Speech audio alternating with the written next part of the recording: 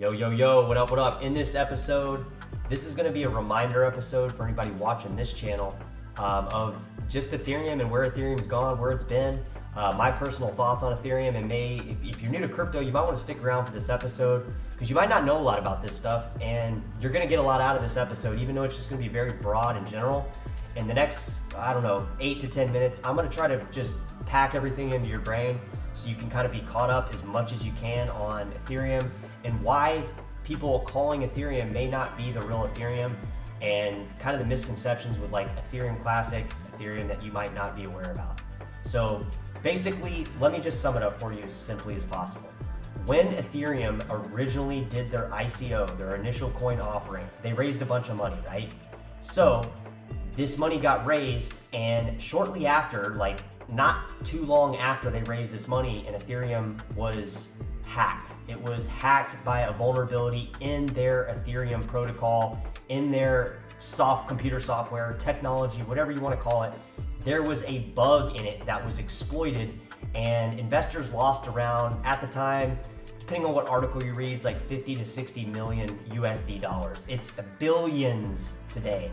Now, here's the issue with where I'm going with this conversation next. So once this issue happened, basically the development team, Vitalik, all these developers on Ethereum said, fuck man, like they're thinking, oh shit, we got hacked, we fucked up, or it was purposely done, who cares, it doesn't matter. So what they did is they implemented a hard fork, and what that means is they rolled back the transactions to the point of date before the money got stolen. So what it did is it got all those people refunded the money that they lost. Now, it wasn't everybody that lost money, okay? I want to be clear on that. It was not every Ethereum holder. I wouldn't even say it was most Ethereum holders. It was just some Ethereum holders, okay? So those people got refunded the money because they didn't want to tarnish the Ethereum name because they fucked up. They didn't want to take responsibility and say they fucked up. And basically, they gave those people back the money, but here is the tricky part. Here's the part that people seem to sidestep and not really examine too closely. They kind of just accept what everybody's telling them, right? So this is what happened then. So now you have two chains. You have the chain that was hacked, that had the cyber attack on it, that had the jeopardized funds, but it also had something very important on that chain as well. It had the record of that hack moving forward. Now, the chain could have kept going. It didn't stop the chain from keep going. They fixed the protocol. They've improved the protocol on Ethereumclassic several times past that. And you have the Ethereumclassic chain moving along, just, fixed, repaired. The original chain, Ethereumclassic, is the original Ethereum moving on. It's still the original Ethereum to this day.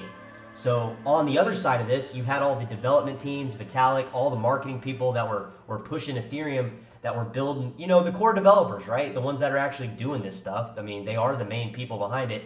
They decided, after they rolled back this chain and it split, they decided to go with the other chain and call this new chain essentially Ethereum, and they kept the branding of it, they kept the improvements of it, and that is what today is the Ethereum 2.0, the merge, all this stuff you hear about Ethereum is that forked chain of the rollback of the people who lost money refunded with that continued chain past that rollback date.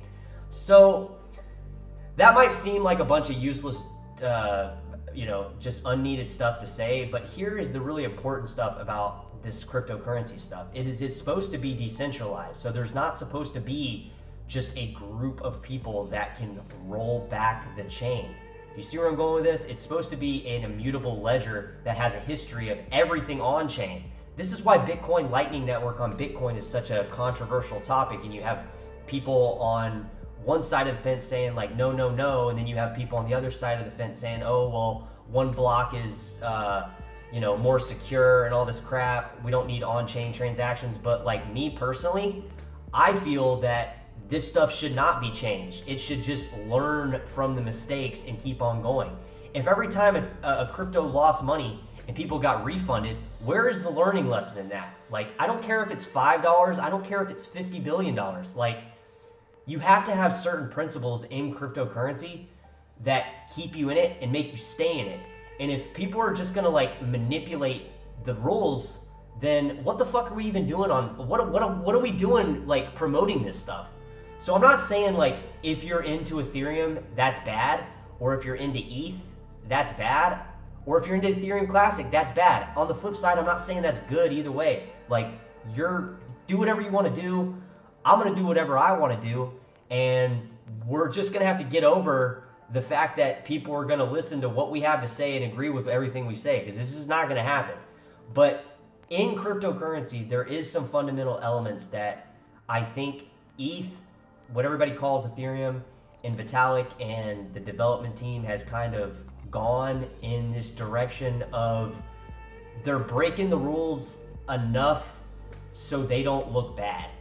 And yeah, this could have happened freaking, 7 years ago, whatever. It doesn't matter. But this is the Ethereum we're dealing with today. So where are we at with Ethereum today? ETH. It's not what I call Ethereum, but for this episode, I'll call it Ethereum. Where are we at with ETH today? Well, next month, these people that have staked on the backbone of Ethereum, basically the staking mechanism that has allowed this whole proof of stake on Ethereum to even happen in the first place, aka the beacon chain, they're finally going to be able to unload their bag. If they want to exit their position completely, they're going to be able to. And I'm going to link this article down here on Cointelegraph and a couple other just like some brush up history lessons on this stuff that I actually read too to brush my own history lesson up on this stuff. But there's a couple of problems I have with ETH. For one, it's moving too damn slow. Like, if we look at the gas fees, I realize this sharding thing will eventually bring down gas fees due to this horizontal, blockchain mumbo jumbo that seems to move at a snail's pace. But like, these transaction fees have not gone down at all since the merge. And I get that sharding, and it's like a process, and the sharding actually gets the fees to go down, and we haven't really had that yet. But like, let's speed it up, guys. Like, is this stuff all gonna move this slow? So I mean, it seems to be moving really freaking slow.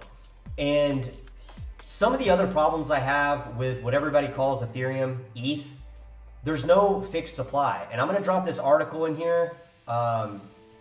There's one of these articles that I was reading that has like a very detailed list of like the relationship between Ethereum Classic, the pros and cons, and then Ethereum ETH, the pros and cons. So what I recommend out of this video is don't accept what I say. If you accept what I say, you're just basically being told what to do. And I don't want to tell anybody what to do. I'm just telling you what I do. And I hope that even if you disagree with me, you're able to mentally, in your own brain, like come up with your own belief system on why you are in this stuff. Because if you're in this stuff for just, more dollars, that's great. That's not the core reason I'm into this stuff, I'll tell you right now. So these videos are to help you find why. Like, why are you in this stuff? Why are you really into this stuff?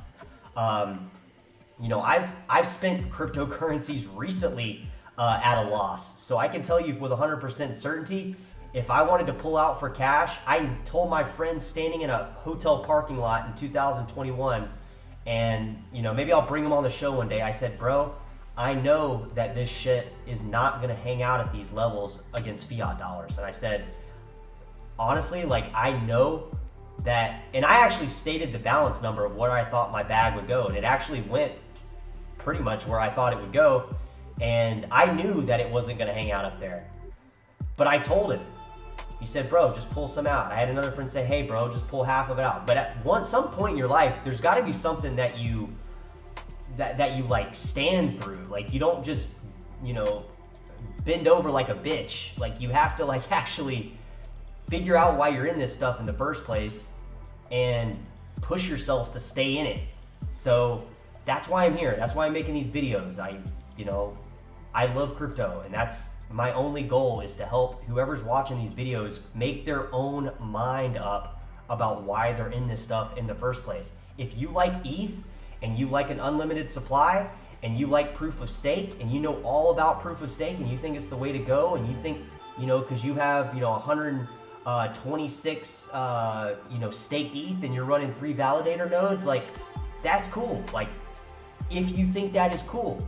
But I don't. So I'm not going to sit here and just read you the news about what everybody is calling Ethereum about this Shanghai hard fork and like the beacon chain stakers dumping their bags on you guys next month. And like, if they dump their bag, like Ethereum could go way up. So, I mean, in terms of fiat dollars. So, I mean, like, I'm not a fortune teller, nor do I claim to be. I'm just letting you guys know on why I am on here doing this. I'm not on here doing this to like, just agree with everything that I'm told. And I don't think you should agree with anything that I say, but hopefully it'll encourage you to do your own research, to develop your own ideas and your own just need to learn about this stuff, because the more you know about it, the more you're going to get motivated and pumped up about it, and the more you're going to want to learn and do all that kind of stuff, and you're going to be better off in life because of crypto. That is absolutely for sure. I know I am, and it's directly correlated to cryptocurrency with 100% certainty.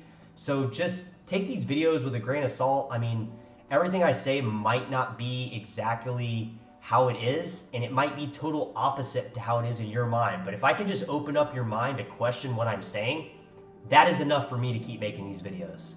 So that's why I'm here, guys. That's why I'm making these videos. It's the most simple way I can express myself on the internet to let you guys know why I'm here, and that is why I'm here. So yeah, this is just a reminder episode of the Ethereum DAO hack. So until the next video, wherever you're at in the world, have a great night or great day, wherever you're at in the world, and catch you in the next video. Later.